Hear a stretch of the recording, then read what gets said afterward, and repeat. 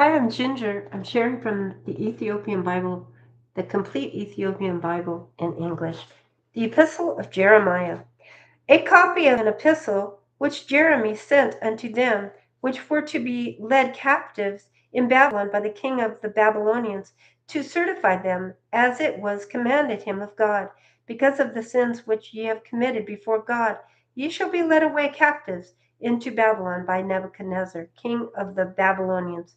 So when ye be come unto Babylon, ye shall remain there many years, and for a long season, namely 7 generations. And after that I will bring you away peaceably from thence. Now shall ye see in Babylon gods of silver and of gold and of wood, borne upon shoulders, which cause the nations to fear. Beware therefore that ye in no wise be like to strangers, neither be ye and of them, when ye see the multitude before them and behind them, worshipping them. But say ye in your hearts, O Lord, we must worship thee, for mine angel is with you, and I myself caring for your souls. As for their tongue, it is polished by the workmen, and they themselves are gilded and laid over with silver. Yet are they but false, and cannot speak, and taking gold as it were for a virgin that loveth to go gay.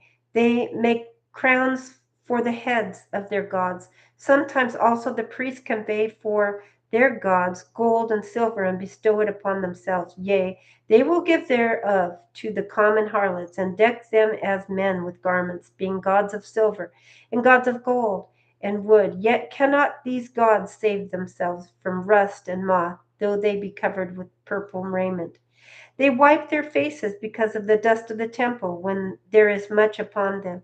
And he that cannot put to death one that offendeth him holdeth a scepter, as though he were a judge of the country. He hath also in his right hand a dagger and an axe, but cannot deliver himself from war and thieves, whereby they are known not to be gods. Therefore fear them not, for like as a vessel that a man useth is nothing worth when it is broken, even so it with their gods, when they be set up in the temple, their eyes be full of dust through the feet of them that come in. And as the doors are made sure on every side upon him that offendeth, the king as being committed to suffer death, even so the priests make fast their temples with doors, with locks and bars, lest their gods be spoiled with robbers. They light them candles, yea, more than for themselves, whereof they cannot see one. They are as them one of the beams of the temple, yet they say their hearts are gnawed upon by things creeping out of the earth, and when they eat them and their clothes, they feel it not. Their faces are blacked through the smoke that cometh out of the temple. Upon their bodies and heads sit bats, swallows, and birds, and the cats also. By this you may know that they are no gods. Therefore fear them not, notwithstanding the gold that is about them, to make them beautiful, except they wipe off the rust, they will not shine. For neither when they were molten did they feel it. The things wherein there is no breath are brought for a most high price, bought for a most high price. They are borne upon shoulders, having no feet, whereby they declare unto men that they be nothing worth. They also that serve them are ashamed, for if they fall to the ground at any time, they cannot rise up again of themselves, neither if one set them upright can they move of themselves. Excuse me, neither if they be bowed down can they make themselves straight, but they set gifts before them as unto dead men. As for the things that are sacrificed unto them, their priests sell and abuse. In like manner their wives lay up part thereof in salt, but unto the poor and impotent they give nothing of it. Menstruous women and women in childbed eat their sacrifices. By these things you may know that they are no gods. Fear them not, for how can they be called gods? Because women set meet before the gods of silver, gold, and wood. And the priests sit in their temples, having their clothes rent, and their heads and beards shaven, and nothing upon their heads. They roar and cry before their gods as men do at the feast. When one is dead, the priests also take off their garments and clothe their wives and children. Whether it be evil that one doeth unto them, or good, they are not able to recompense it. They can neither set up a king nor put him down. In like manner they can neither give riches nor money. Though a man make a vow unto them, and keep it not, they will not require it. They can save no man from death, neither deliver the weak from the mighty. They cannot restore a blind man to his sight, nor help any man in his distress. They can show no mercy to the widow, nor do good to the fatherless. Their gods of wood, and which are overlaid with gold and silver, are like the stones that be hewn out of the mountain. They that worship them shall be confounded. How should a man then think and say that they are gods, when even the Chaldeans themselves dishonor them?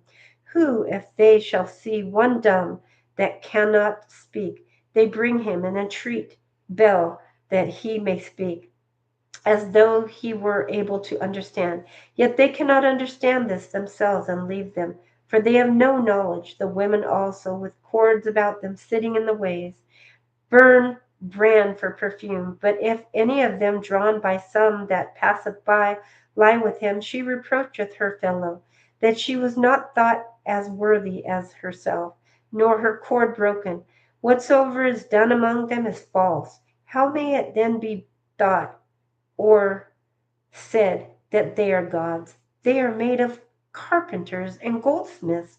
They can do nothing else than the workmen will have them to be.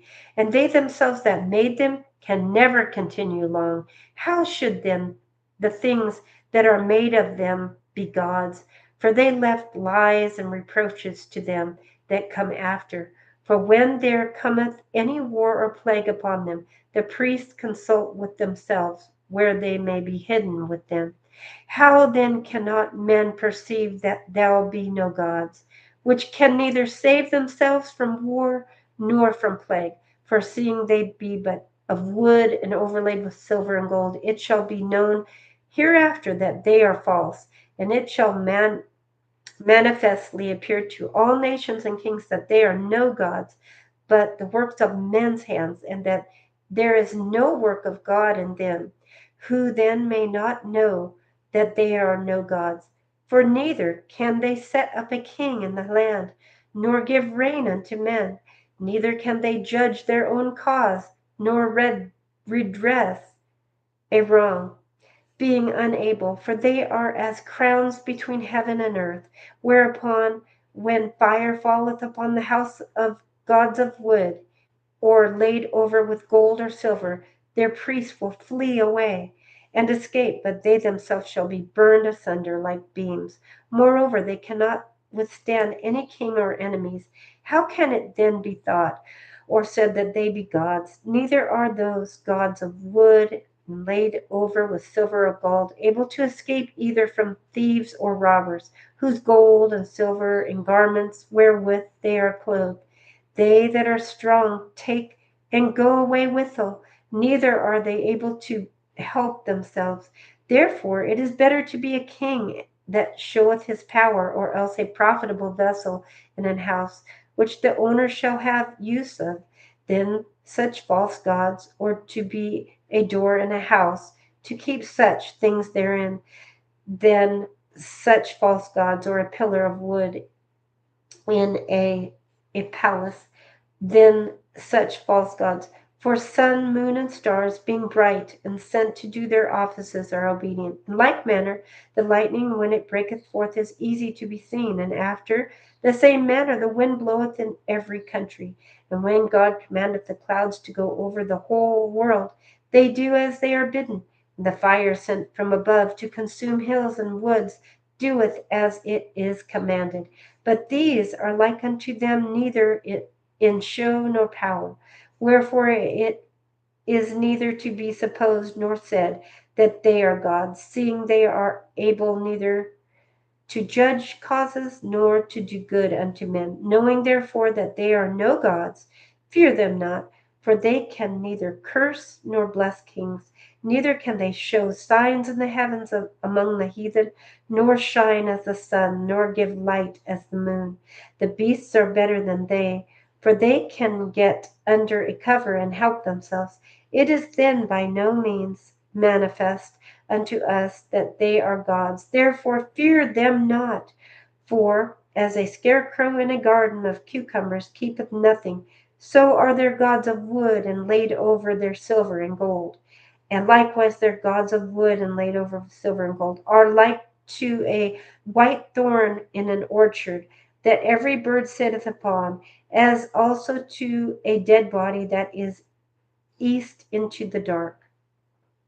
And ye shall know them to be no gods by the bright purple that rotteth upon them, and they themselves afterward shall be eaten, and shall be a reproach in the country. Better therefore is the just man that hath none idols, for he shall be far from reproach. That was the epistle of Jeremiah, the complete epistle. Thanks for listening.